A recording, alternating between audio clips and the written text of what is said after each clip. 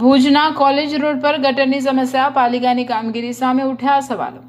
ભુજ શહેરના college road વિસ્તારમાં ગટરની સમસ્યાએ સ્થાનિક રહેવાસીઓને વાહન ચાલકોને મુશ્કેલીમાં મૂક્યા છે। રસ્તા પર ગટરનું ગંદુ પાણી વહેતા સ્વચ્છતા અને આરોગ્ય અંગે ચિંતા વધી રહી છે।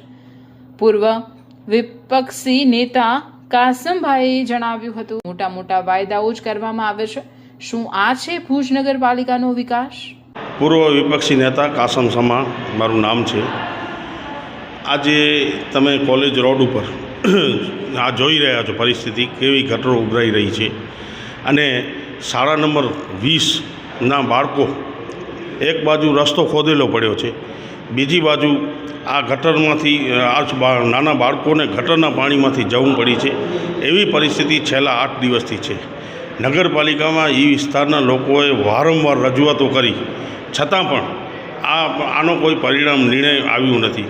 હજી તો ભુજમાં ખાલી માત્ર 2.5 ઇંચ વરસાદ પડ્યું છે અને આવી પરિસ્થિતિ તમે ઘાસચારા માર્કેટમાં જાઓ તો ત્યાં ગટરોના પાણી ભરેલા પડ્યા છે।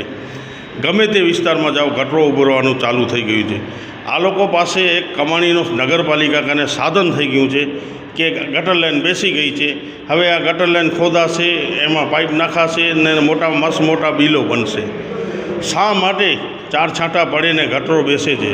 ખરેખર આના માટે એક કાયદેસરના એન્જિનિયરોની નિમણૂક કરી અને આની તપાસ કરાવાય। વરસાદ પહેલાં ગટરો તમામ ભુજ શહેરમાં કોન્ટ્રાક્ટ આપવામાં આવતું હતું અને ગટરો સફાઈ કરવામાં આવી હતી, ગારા કાઢવામાં આવતા હતા। આ વખતે આવું કોઈ કામગીરી કરવામાં નથી આવી। આ જ્યારે આ લોકો બિનઅનુભવી સત્તા ઉપર બેઠેલા લોકો છે, નગરપાલિકાના ચીફ ઓફિસરને પણ કાંઈ જાતની કાંઈ જાણ નથી, કાંઈ ખબર નથી।